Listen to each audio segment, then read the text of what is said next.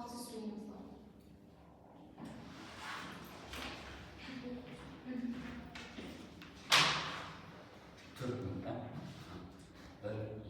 Қайырлы өтіріші, құрметті көрермен және қарсылас, сіздерді бүгінгі рахмет бірінші іріктеуге бөлінген қуаныштымын және Асат бауырыма қарсы қанша жыл ақпарат қасында ойнасында бірінші қасым келетін кеттік.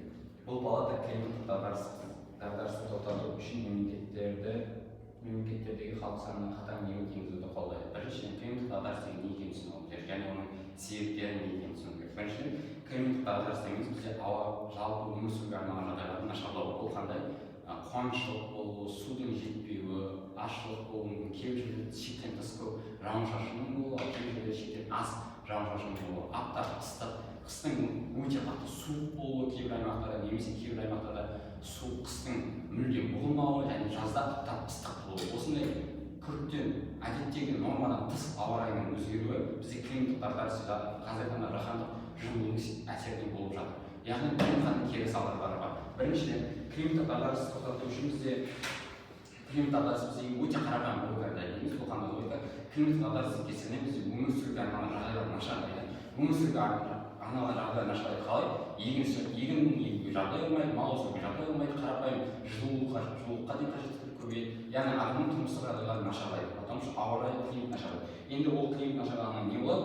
Халық саны азаяды, соответственно. Неге? Потому что азық-түлікпен қамтамасыз ету өте үлкен проблема болады. Мысалы, Африкада неге азық-түлікпен қамтамасыз етуде үлкен проблемалар бар? Себебі ол жақта климат егінмен қамтамасыз етуге жеткіліксіз. Сондықтан бұл елдің халқы өте қатты ашаршылықпен страдать етіп жатыр. Осындай логиканы дәлелдейміз. Келесі нәрсе, лимитті қалай енгіземіз? Бірінші лимитті қоюдың құрметті режим табиғатта екі жол бар. Бірінші шектеуші, екінші ынталандырушы. Шектеуші жолы қандай? Ол Қытайдағыдай бір отбасыға бір бала деген сияқты заңды түрде міндетті түрде бір баланы қалдырып, қалған баланың аборт тастау, қалған баланың дүниеге келуіне рұқсат беру деген сияқты. Екіншісі ынталандырушы бар. Когда сенің отбасыңа 5-6 баланың қажеттілігі болмай қалады нелер бар. Осындай екі дүние бар. Біз үкімет ретінде логичен қазір нормально жіберіп жатқан ынталандырушы саясатты қолданамыз. Бұл қалай?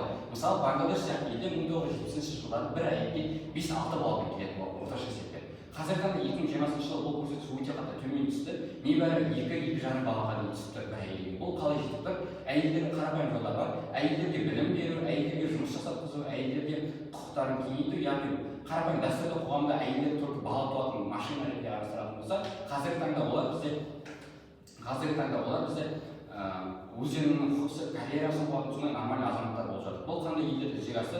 Оңтүстік Корея, Жапония сияқты елдерде дәл солай бала туу көрсеткіші өте қатты түседі. Неге? Себебі ол жақта да әйелдер жұмыспен айналысады, карьерамен айналысады. Яғни бізде лимит осындай табиғи түрде қойылады. Когда сен отбасыңа 5-6 бала қажет емес, потому что 5-6 бала неге тұрады? Шаруа үшін тұрады да. Ал енді ондай шаруаға бала туудың қажеттілігі жоқ. Сен елдің модернизациядан тағы басқадан өтті. Яғни оны Бангладеш қарапайым елдер бұл базаға андай бәрінің жұмысын ашып тастау емес, қарапайым әйелдерге соңғы минут қалған әйелдерге жағдай жасап білім беруге мақсат. Келесі логика бар. Неге халық өсуі қатерлі деген сұраққа жауап береді.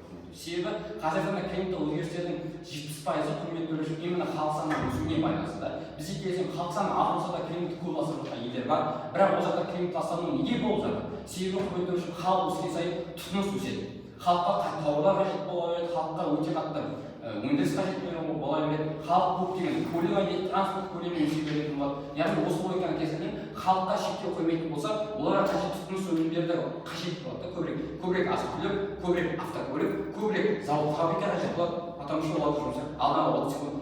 оларды жұмыспен қамтамасыз ету керек болады. Енді біз негізгі ластаушылар біз завод, фабрикалар, ал завод, фабрикалардың негізгі тұтынушыларына шектеу қоятын болса, бізде климаттық дағдарыста осы шектеу алатын болады. Ал климаттық дағдарысқа шектеу қоймайтын болса, бізде халық өте көп туа береді, бірақ олардың бәрін қамтамасыз ете алмай, біздің елімізде ашаршылық, тағы басқа сияқты факторлар туындайды. Соның кесірінен халық бізде кері өсім болады, халықтың саны азаяды, халықты қамтамасыз ете алмай, бізде кәдімгідей азық-түлік кризисі пайда болады.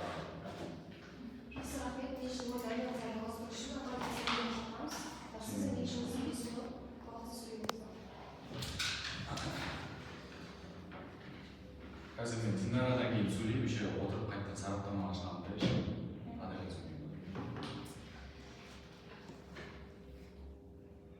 Все, бастай берейік.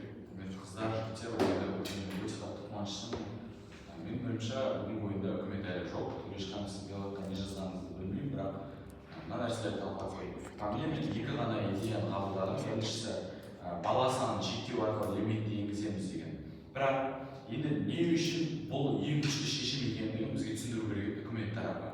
Өзіңіз білетіндей, ол Қазақстанда қазір сіз бұл заңнаманы енгізетін болсаңыз, сіз болсын, сіздің әке-шешеңіз болсын, бұл нәрсеге қарсы болады. Өйткені бұл адамның тікелей бала сүю құқықтарын шектейді. Ол айтады, 5-6 адам бала туып алады, сосын оны шаруаға пайдаланады, деген кейстер ұсынады. Бірақ әлі күнге шейін 7-8 бала арқылы бақытты болып отырған, 9-10 баланы шаруашылыққа емес, керек нәрселерді беріп отырған семьялар бар. Енді бізде осындай проблема бар. Не үшін біздер 5-6 бала туып алып, оларды асырай алмай отырған 10 семьямен ойнауымыз керек? Не үшін біздер мына жақта 7-8 бала болса да бақытты болып отырған семьялардың кейстерін ұмыту керекпіз? Не үшін мыналардың 5-6 балаларды бағалмағандығы үшін, не үшін біздер, сіздер, немесе неше түрлі жағдай жететін адамдар 9-10 бала туудан айырылып қалу керек бұндай құқықтан? Бұл бірінші. Екінші, заң по себе бұлардың қабылдап отырған кейстері бүгінгі шешім ретінде ол өте радикалды шешім, ол өте қиын шешім. Неге? Өйткені Қытай мемлекетіне де бұған үйренісу өте оңай болмады. Дәл осы секілді қазір кезде демократия үшін таласып жатырған біз секілді, жанымызда Өзбекстан, Тәжікстан секілді неше түрлі мемлекеттерге бұл өте ауыр қабылдай алмайтын шешім болады. Енді не үшін бұлардың айтып жатырған проблемаларын жалғыз осы радикалды шешіммен шешу керекпіз? Бұл бір. Екінші, қазіргі кезде қоғам технологиялар арқылы, жаңадан ашылып жатқан инновациялар арқылы шешуге тырысып жатырған нәрселерді не үшін біздер дәл бұрынғы решениялар арқылы ауру ойлап тауып, адам өлтіру деген секілді нәрселермен не үшін шешу керекпіз, қандай нужда бар, соны түсіндіру керек бірінші спикер алаңда. Екінші, лимитті біздер қалай енгіземіз? Бірінші, лимит енгізудің екі түрі бар.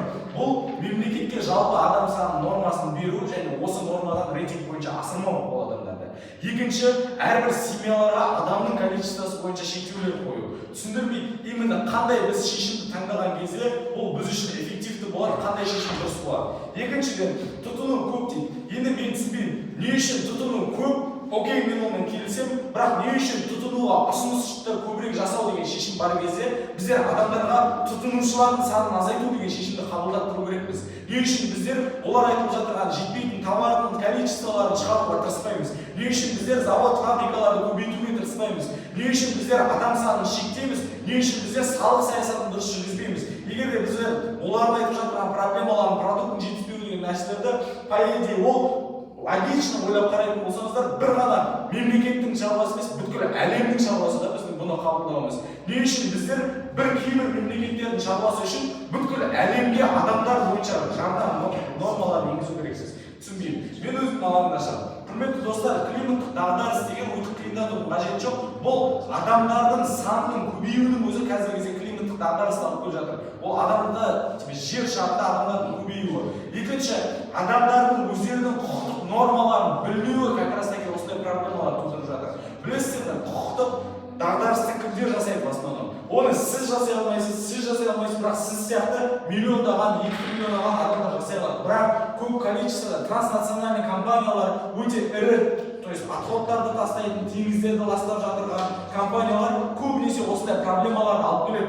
Енді не үшін бұндай проза бойынша, әлеуметтік лифт бойынша лифттің үстіндегі транснациональный компаниялар жасаған мәселелерді қарапайым сізбен біз көтеруіміз керекпіз? Не үшін олардың жасап жатырған өздерінің отходтарын дұрыс перерабатывать етпей, Каспийский морьге құйғандығы үшін не үшін ақталған адамдар адам саны бойынша шектеліп қалу керек? Түсіндірмейді ол нәрсені. Екіншіден, бізде қоғам қалай жүзеге асып жатыр? Біздің қоғам қазіргі кезде адамдарды шектеу арқылы жасайтын кезден өтіп кетті. Кезінде 80-ші жылдары, то есть ол кездерде ауруларды ойлап табу арқылы осы нәрселерді шешетін болды. Адам санын азайтып тастады. Бірақ қазіргі қоғам ол бойынша жұмыс жасап жатқан жоқ қой, құрметті төреші. Олар қалай жұмыс жасап жатыр? Біріншіден, бұлардың айтып жатырған энергияны алу, тұтыну проблемалары көп болып кетіп жатыр деген нәрсеге мынандай кейс бар да. Біздің қоғамда, біздің қарапайым Қазақстанның өзінде 2030-2050 жылдарға шейін жасыл энергияны көбейтуді, то есть қазіргі кезде жел энергиясы, қарапайым энергияда сол осы бойынша Экспо 2017 құрылды.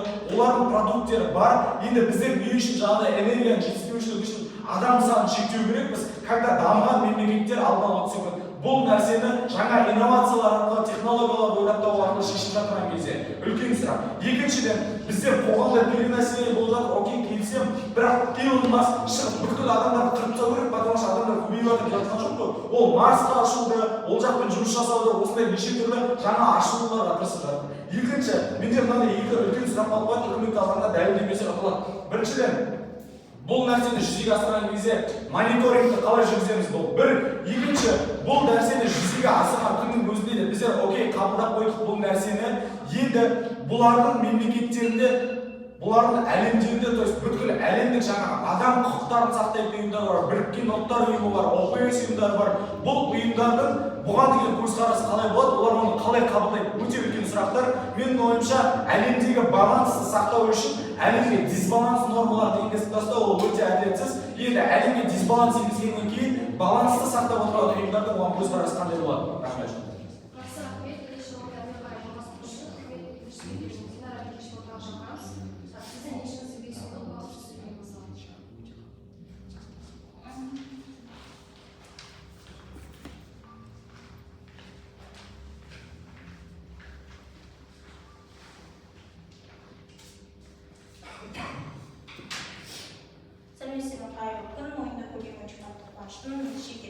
Климаттық дағдарысты тоқтату үшін мемлекеттің халық санының қатаң еңбек енгізу қолдайды деп есептейді. Енді мына нәрсені түсінуіміз керек. Оппозиция тарапы бізге не нәрсені айтады? Оппозиция алаңға ең бірінші қарсылық ретінде қандай нәрседен бастайды? Сендер қалай 5-6 баланы шетке тастайсыңдар и соответственно мияқтағы балалар деген сияқты. Түсінуіміз керек. Қарап обширный нәрсе. И қараптың общий обширный ашылғасын ол мемлекет ретінде қарастырады. Сен ғана 1-2 отбасыдан қарастыра алмайсыз, потому что мияқтан климаттық дағдарыс үлкен проблематика болады. Демек сенің алаңдағы мына отбасы асырай алады, мына отбасы асырай алмайды дейтін нәрсе уже релевантсыз болып кететіндігінде. Екіншіден, бұл кісі әлі күнге дейін менің бір спикерім айтып кеткен логиканы кейде сұрай береді. Мен сізге просто статистикалық нәрсемен дәлелдеп беремін. Халықтың климаттың 70% жүктемесі халық санының өсуімен қалыптасады. Демек бұл нәрседен не түсінеміз? Сен халық саның қаншалықты өсе береді, сенде уже 70%-тік климатқа жүктеме түсе береді. Демек сенің дағдарысың уже халық санына тікелей байланысты. Екінші, бұл тарап ең үлкен актуальный нәрсе ретінде экспоны алып береді. Жел энергиясын әлем елдеріндегі қолданып жатқан нәрсесін алып береді. Енді біз түсінуіміз керек, ол экспо 2017-де айтылды, бірақ оны бәріміз білеміз, что бүкіл әлем елдері оны қолданбайды. Не үшін? Просто бәріміз білетін желді шығаратын не бар, и одағы қолданатын батареясындағы жай ғана литий дейтін нәрсе бар. Оның өзі климатқа өте үлкен қауіп болып келеді. Демек, біз мынау логикалық цепочкадан не түсінеміз? Демек, ол сенің шығарып жатқан жел энергиясын алу үшін қолданып жатқан нәрсенің өзі де әлі күнге дейін климаттық дағдарыс, климатқа ластану дейтін дүниені алып келіп жатқандығында. Сол үшін де әлі күнге дейін оны әлем елдерінің барлығы қолданып жатқан жоқ. Осы нәрсені түсінуіміз керек. Екіншіден, біздегі шахтан шығарып жатқан 10 жылдық просто шахта, элементарный шахта бар ғой, соның 10 жылдық шығаратын ластануын просто бағанағы батарейкадағы литийдің өзі бір сәтте шығара алады. Демек, екеуінің разницасы бірдей болатын болса, ластану деңгейі де бірдей көрсеткіште болып жатыр. Енді мына нәрсені түсінуіміз керек. Не үшін шектеу керекпіз? Біз мына нәрсені түсінуіміз керек. Бұл кісі ұсыныс пен сұраныс дейтін дүниені алаңға алып береді. Бірақ біз түсінуіміз керек, сұраныстың өзі белгілі бір таңда сенде ұсыныс болып жатқандықтан болады. Сұраныстың өзі ұсыныстың логикасымен болатындығында. Неге? Себебі сен, если ірі компаниялар деген нәрселерді алып береді, ірі компаниялар неге іріленіп жатыр? Из-за того, что адам саны көбейіп жатыр, оған деген сұраныстың артып жатқандығынан болады. Демек, сенің заводтарың онсыз да көп ірілене береді, одан сайын ашыла береді, когда сенің адам саны көбейген кезде. Оған дәлел ретінде 1950 жылдары просто адам саны 2,5 миллиард болды. Қазіргі жағдайда 8 миллиардқа дейін бар. Бұл цепочкадан біз түсінуіміз керек. Ол кезде бұл тақырып актуальны болған жоқ. Из-за того, что ояқта адам саны аз болды и климаттық дағдарыс дейтін проблематика болған жоқ. Біздегі проблематика неге қазір шығып жатыр? Потому что бізде адам саны көп и бізге климатқа деген жүктелетін жүктемелердің саны да артып жатқандығын көрсетеді. Кеттік. Менің бірінші спикерім мынадай нәрсені айтып кетті. Лимиттің өзінің екі түрі бар. Ол шектеуші және ынталандырушы. Біздің алаңдағы айтылып жатқан нәрсе ынталандырушы тараптың болып жатқандығында. Неге? Себебі 5-6 балаға рашид жасаған кездегі дүниелерді қарастырып жатыр. Оның кезінде Бангладеш сияқты елдердің мысалдарын алып береді. Енді түсінуіміз керек, алаңдағы болып жатқан қақтығыс нүктелердің барлығы заводтар мен ірі кәсіпорындардың айналасында болып жатыр. Неге? Себебі мына нәрсені түсінуіміз керек. Біздің қоғамда әлі күнге дейін проблемалар бар. Азық-түлік дағдарысы, әлемдік ФАО дейтін тексеріс орнында 2030 жылға қарай статистикалық деңгеймен 840 миллион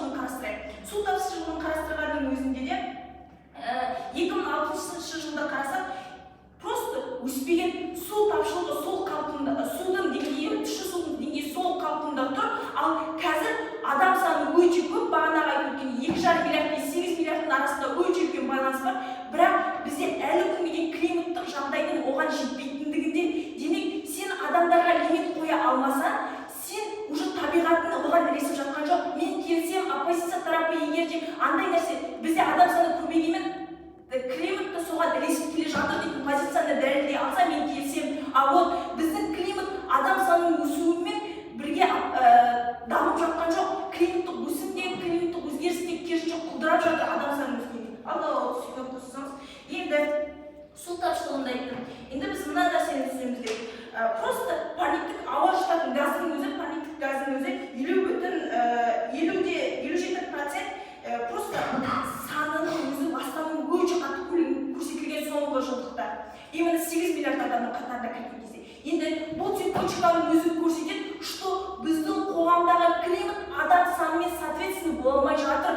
Әлемде екеуі теңесе алмай жатыр. Сен қалай адам санын көбейте бересің, если сенің сол адамдарға деген потребностьтерді жаба алмайтын болсаң, осы цепочка әлі алаңда жатыр. И оппозиция тарапы ол нәрсені дәлелдеуге тырысып жатқан жоқ. Рахмет.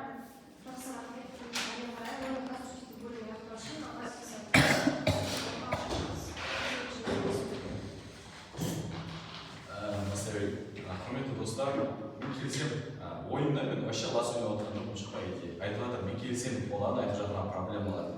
Бірақ олардың айтып жатқан проблемаларының шешімі неге осылай болу керек деген нәрсе бойынша предмет дебаттар болу керек. Біздер келісеміз.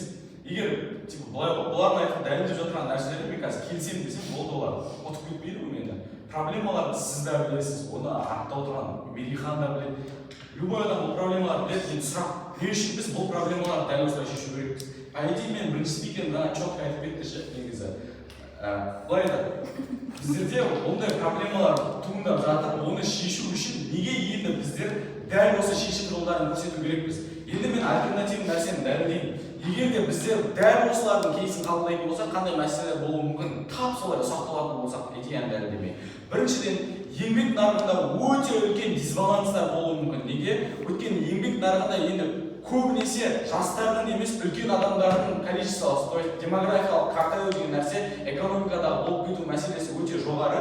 Неге? Өйткені қазіргі кезде өздеріңіз білесіздер, әлемде неше түрлі мемлекеттер бар, которые жастардың арқасында еңбек күші ретінде оларды пайдаланып отырған, осы арқылы продуктивностьін арттырып отырған.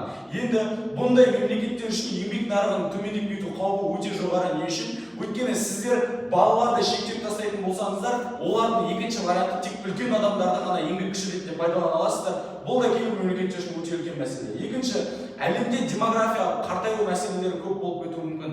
Әлемде білесіздер ме, көбінесе шал, ересек адамдарға қарағанда жас адамдардың количествосы өте жоғары, және бұл альтернативті тұрғыдан қарайтын болсақ, өте қуанарлық жағдайда. Енді бұндай жағдайды өзгертудің қаупі қандай болуы мүмкін? Әлемде демографиялық қартаю мәселелері болып кетуі мүмкін. То есть жас несі бойынша өте көп үлкен адамдардың болып кету мәселесі жоғары.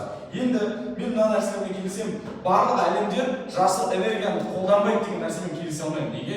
Өйткені 2050 жылға шейін барлық әлемде определенный нормалар бар. Олар көміртек газды ысырғысы келіп жатыр. Көміртек газдың орнына жасыл энергияларды жүзеге асырғысы келіп жатыр. Мен келісем, литийдің проблема, келісем дегенде мен білмеймін ойдай салайын. Литийдің проблемалары бар и так далее. Бірақ литийдің проблемалары уж точно көміртек газдан шығып жатырған, ауаны ластап жатырған проблемаларға жетпейді, құрметті достар.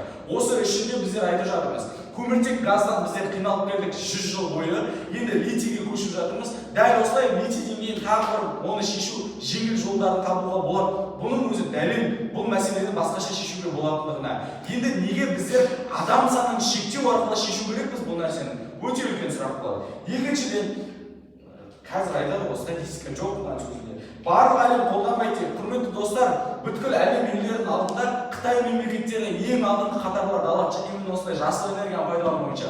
Ол мемлекеттерде 38-40%-ға шейін дәл осындай жасыл энергиялардан, жаңадан шығып жатқан инновациялардан энергия, прямой айтқанда ауадан энергия алу шешім жолдары табылғанда, енді бұлардың логикасында былай, бізде Қазақстанда статистика бойынша энергияның жетпейтін жерлері олар оңтүстік өңірлерде, Шымкент, Алматы қалаларында энергия жетпейді. Енді бұлардың логикасында демек біздер осы жетпей жатырған өңірлерге адам саны бойынша количествоны шектеп тастау керекпіз. Неге?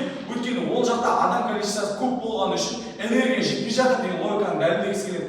Демек, мен айтамын, бүткіл әлемде осындай нәрселерді норма қыла беретін болсақ, ол өте үлкен проблема болып кетуі мүмкін. Неге? Өйткені кез келген мәселе туындаған жақта адам санын шектеп тастау арқылы кез келген мәселені шешуге болады.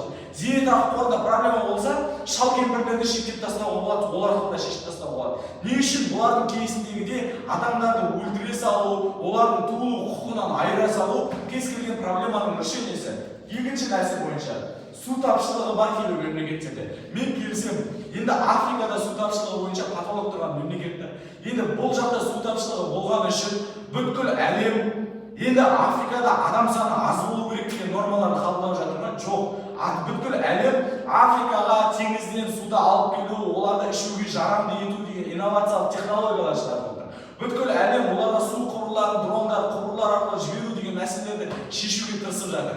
Енді бұларды айтып жатқан кейсін, окей, оппозицияның лидері, спикері болып қабылдадым. Енді Африкада адам санын азайтамыз десе, Африканың адам құқықтары қайда қалады? Мен айтамын, егер сен осындай решениелерді қабылдай беретін болсаң, бұған ұйымдарың қаншалықты келіседі, өйткені сенің дисбаланс жасап жатқан алдын ала дисбаланс жасап жатсың. Бұл норма өте радикалды норма. Адамдарды бүткіл әлемді бұндай шешімден өзгертіп тастау деген өте радикалды решение. Енді сен бұндай радикалды решениені қабылдау үшін оның мүлдем шешу жолдары болмау керек қой басқа. Бірақ мен оппозиция лидері ретінде кез келген сіздердің айтып жатқан мәселелеріңізге шешім жолдарын ұсынып беріп жатыр. Енді сұрақ, егер бұлар ұтатын болса, мен сізден сұрайын. Онда неге бүткіл әлем, бүткіл дүниенің шешу жолдарын адам санын өзгерту арқылы жасамады деп айтылады?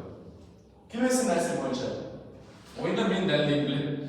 Мен түсінемін, тұтыну бойынша мәселе болып жатыр, тұтынуды ұсыну арқылы шешуге болады. Су тапшылығы бойынша мәселе болып жатыр, су тапшылығын ішуге жарамды су арқылы шешуге болады. Энергия тапшылығы болып жатыр, энергия тапшылығын дәл солай энергияны ауадан алу, жел энергиясы арқылы шешуге болады. Енді менде үлкен сұрақ, не үшін біздер қандай конкретный бізге ұсыныс бар, қандай конкретный нужда бар, чтобы адамдарды немесе туылу керек адамдарды сендер енді туылмайсыңдар, өйткені біздің әлемге мына дүние жетпей жатыр деп айтатындай. Мен ойынның басында, алаңның басында ашқан кезде айтам, оппозицияның екінші спикері өте үлкен барлық болды. Мен айтам, бүткіл дүниенің мәселесі неде болды?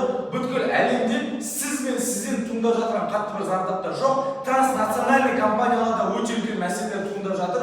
Өйткені оларда именно осындай отходтар бойынша әлемге көптеген проблемалар алып келіп жатыр. Енді неге сендер қарапайым адамдардың 4-5 мусор лақтыруы, бүткіл өмірде в целом 1000 дана мусор лақтыруымен күресіп жатсыңдар? Неге сендер 1 секундта 10 мыңдаған тонна мусор лақтыратын транснациональный компаниялардың мәселесін шешпей жатырсыңдар деген сұрақ.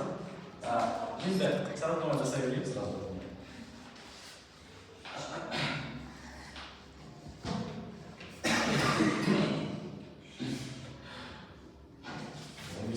Секунд беріп жүрміз.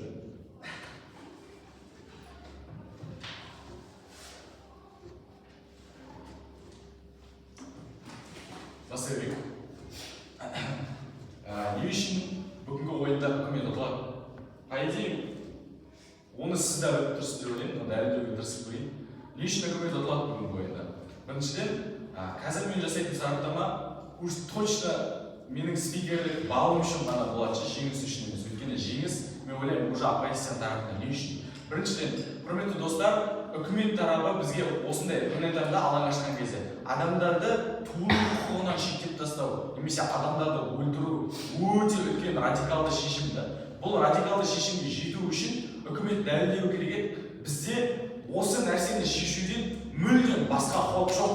Біз адамдардың санын азайтумен ғана дәл осы мәселелерді шеше аламыз деген кейсті ұсыну керек. Бұлардың айтып жатырған барлық нәрселермен мен келісемін. Біріншіден, олар су тапшылығы болып жатыр, тұтыну бойынша мәселелер болып жатыр, тұтыну саны көбейіп кетіп жатыр и так далее. Әлемде вообще в целом адамдардың саны каждый ғасыр сайын өсіп жатыр да. То есть 19 ғасырдағы адам количествосы 18 ғасырға қарағанда көп. Дәл солай 18 ғасыр 17 ғасырға қарағанда көп. Енді не үшін біздер до этого 21 ғасыр бойы бұлардың айтқан шешімін жасамадық? Не үшін адамдардың санын шектеу арқылы бұрынғы болып жатқан территориялық келісімдер бойынша адамдардың көп масштабта адамдардың болып кетуі бойынша мәселелерді неге олай шешпедік? Өйткені бір ғана жауап. Біз егер дәл осылай кез келген мәселені адамдарды өлтіру, адамдардың санын азайту бойынша шешетін болсақ, онда біздер пессимистік рента құрып аламыз. Бұл әлемде қандай ненормальный дүниелерді алып келуі мүмкін. Ол бүткіл жалпы ұйымдардың, бүткіл мемлекеттегі басшылықтың кез келген мәселенің шешу жолы адамдарды қинау арқылы, адамдар үшін ұнамайтын ненорма решенияларды қабылдау арқылы шешетін пессимистік рента құрып алуымыз мүмкін. Енді үкімет тарапы былай ойнайды, как будто біздің бұл ойында жасағанымыз андай Симпсоны деген ойындағы сияқты адамның настройка количествосын өзгерте салу, потом ол шешімдер өзгергеннен кейін ол адамдардың санын қайтып көбейте салу деген дүниелер емес. Біз бүткіл әлем бойынша определенный нормалы құқықтарды қабылдайын деп жатырмыз. Ол құқықтық нормалар определенный стопудово адамдардың барлығына ұнамайды. Енді біздер бұл норманы қабылдап тастадық. Окей, адамдарда одан басқа, көнуден басқа шешім жоқ. Енді бұл адамдар көнгеннен кейін бұл мәселелер шешіледі бәрібір, бірақ біздер оны бұрынғы адаптациясына, адамдардың демографиялық мәселелеріне қайтадан демографияны көтеруге итермелей аламыз ба? Екінші, адамдардың санын азайтып тастағаннан кейін біздер оларды қайтадан дәл осылай адаптация жасай аламыз ба? Не үшін біздің бүткіл шешімдер адамдардың тұтыну саны көбейсе, адамдарды азайта салып, потом тұтыну саны жетпесе, адамдарды көбейте салатын, біздер ондай нормада жүріп жатқан жоқпыз. Сөздің соңында біздер түсіну керекпіз. Адамдар, вообще в целом, адамдардың құрған нәрсесі бұл табиғи өндіріс деп аталады. Бұл табиғи өндіріске мемлекетте, басшылықта араласпау керек, өйткені адамдардың табиғи өндірісі осындай цикл бойынша жүзеге асып келе жатыр. Мемлекеттердің оны шектеп тастауы, қоғамдағы сіздер білмейтін, мен білмейтін, Төреші ханның басына жетпей отырған неше түрлі проблемаларды тудыруы мүмкін. Поэтому тұтыну үшін адамдарды өлтіру арқылы бұлармен тұтатын болса, мен ойлаймын, кез келген нәрсені адамдарды өлтіру арқылы шешу деген нәрсемен онда сіз де келісу керек боласыз. Рахмет. Жақсы, мен сұрақтар Sizin işinizde 4 minut, ömrünüz var, 3 minut tasarruf.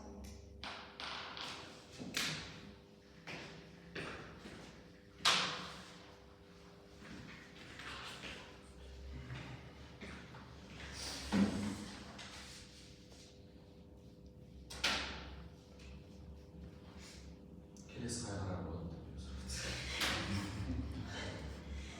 Сөз бастамасы бұл жаңа соны сараптасың адамдарды азайтқаннан кейінгі болатын проблемалар мен ойлаймын жаңа ой ретінде ондай нәрсемен қарсылық келтіріп ағаңды есептеу маңызды емес деп тікелей батылдан бастайық. Бізге айтады, сұраныс өсіп бара жатыр, неге ұсынысты арттырмайсың дейді. Құрметті үшін, ұсынысты арттырудың екі жолы бар. Бірінші, завод фабрикаларды көбейту. Мен хотя логиканы дәлелдедім, завод фабриканы көбейтетін болсаң, бастаудан сайын көбейіп кетеді. Екінші альтернатива осылай жасыл энергия. Жасыл энергия неге мүмкін емес? 2013 жылы Қазақстанның өзінде экспо өтті, бірақ бізде қазіргі таңда барлық электрокарлардың айдап жүре машина жоқ. Неге бұл жасыл энергия қазіргі таңда? Мен спикерімде келсем, барлық адам қолданып жатқан жоқ, бірақ аз ғана 10-15% ғана тұр әлем деңгейінде. Неге бұл 100%-ға жете алмайды? Потому что оның өндіріс басында литий сияқты табиғатты ластайтын болады. Өндіріс басында табиғатты өте көп ластауға болады да. Қарапайым электромобильдің өндіріс басында электромобиль шығару үшін өндіретін литий басқа сол бензинді қолданатын машинаны қанша ластайды ауаны, дәл сол өндіріс барысында уже ластап тастайды ауаны. Сол үшін біз жасыл энергия қазіргі 100% қамтып жатқан жоқ. Енді келесі нәрсе бойынша. Неге сондықтан біз жасыл энергия толыққанды 100% қамти алмайды? Сондықтан бізде ұсынысты артудың релеванттылығы жоқ. Келесі нәрсе. Бізге айтады, неге трансұлттық корпорациялар ластап жатыр? Неге суға да шектемейсің? Олар минутына миллиардта ластап жатыр. Неге олар минутта миллиардта ластап жатыр? Потому что тұтынушылар өте көп та. Олар неге трансұлттық корпорация болып тұр? Себебі бізде 8 миллиард адам туылып тұр да қазіргі. Бізге осыған дейін көп болды, осыған дейін көп болды. 1953 жылы мен спикер айтқандай 2 миллиард ғана халық болды да около. Ал қазір дополнительно 6 миллиард халық болды да, құрметті көрсін. Демек, небәрі 70 жылдың ішінде бізде тұтынушылардың саны 300%-ға өсіп кетті да. Осының кесірінен бізде күрт ластану болды. Бұндай өсу осыған дейін де болмаған, сондықтан неге осыған дейін шешкен жоқ дейді. Потому что осыған дейін 70 жылдың ішінде 60 миллиард туылмаған адам түсінікті. Осы үшін бізде электр ластанулар болады. Келесі логика, неге ауыз суды қарапайым табиғи жолмен шығармайсың? Ауыз суды ғой табиғи жолмен шығаратын технология жоқ. Болды. 70 жыл бойы ойлап келе жатыр, 70 жыл бойы шығарып келе жатыр, бірақ табылған жоқ. Ауыз суда теңіз суын тұзды су тұщы болуымен тек 1000 халқы бар ауылды ғана қамтамасыз ете аласың, бірақ миллиард адамды қамтамасыз ете алмайсың проблема. Түсінікті. Құрметті келесі нәрсе. Тоқтатасың. Жаңа идея. Мен ойлаймын, бұл нәрселердің барлығын окей қабылдау керек, бірақ если сіз қабылдайтын болсаңыз, маған қайтадан 2 минут нәрсе уақыт беру керексіз, оған қайтадан қарсылық келтіру үшін. Менің ойымша бұл нәрселерді жабушы үкіметтің екінші спикері айту керек. Олардың бүткіл ойы кейстердің барлығы инновация, ол сараптамада дәлелдеп жатыр да, инновациялар бізде жеткілікті дамуға тырысып жатыр, немесе болмай жатыр деп дәлелдеуге тырысып жатыр. Оны үкіметтің екінші спикері дәлелдеу керек. Келесі нәрсе. Құрметті үшін, механизмді өте қатты айтады. Неге именно сендер заңды құқықтары? Құрметті үшін, біз айтамыз, именно мемлекет тарапынан заңды шектеп тастайтын бір способ бар, когда Қытай сияқты бір отбасы бір баланың, бірақ екінші таланттығы бар, когда әр отбасы 5-6 средний көрсеткіш, Қазақстанда әр туу бойынша көрсеткіш орташа 5-6 емес, 2,5-3 балада. Ал Бангладеште 5-6 бала туылатын өте қатты өсіп жатқан елдерде ынталандырушы саясат қолданылған. Ол қандай деп айтамын? Ол когда әйелдерге білім бересің, әйелдерге жұмыста таңдарасың, ол кезде орташа бүкіл ел бойынша орташа көрсеткіш 6-дан 2,5-3 дейін мысалы. Қазақстанда никак бүкіл ел бойынша 5-6 емес, Қазақстанда ол исключение болады нәрсе. Енді келесің, қатты дәлелдейтін логикасы, неге бұдан басқа вариант жоқ, неге бұдан басқа вариант жоқ? Енді біз айтамыз, бұның главный климат ластаушы факторлар бұл құрметті үшін фабрикалардың өсуі, машиналардың көбеюі, өндіріс орындарының өсуі. Енді олар неге өсіп жатыр? Потому что тұтынушылар өте көп болып жатыр. Енді айтады, неге басқа проблемаларды осылай халық саны шектемеуіміз дейді. Халық саны көп болғаннан туындап жатқан осы проблемалар құрметті үшін. Халық саны көп болып жатқандықтан біз именно осы табиғи ұсыныстың сұраныс көп болғандықтан осы ұсыныстың артуынан бізде проблема болып жатыр. Келесі нәрсе, неге именно халық саны әсер етеді? Айтады, неге именно почему-то бір районда проблема болған үшін екінші районды шектеу керек? Мен айтамын, климаттық дағдарыс бүкіл жер бетінде болып жатыр да.